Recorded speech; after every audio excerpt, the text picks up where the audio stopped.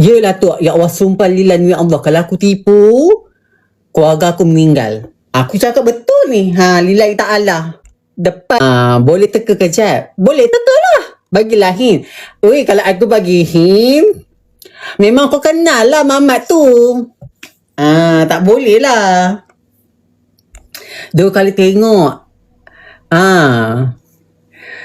Kelas kau nak semakin cantik.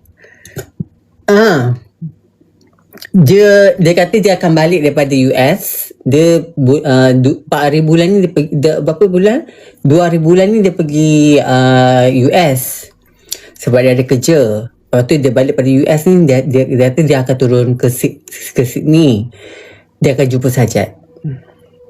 Kata when I coming back I will see you.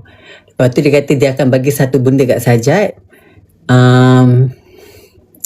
iaitu buku dia. Sajat buat macam tak kenal. Kau buat apa? Kau kerja apa? Sajat baca bodoh-bodoh.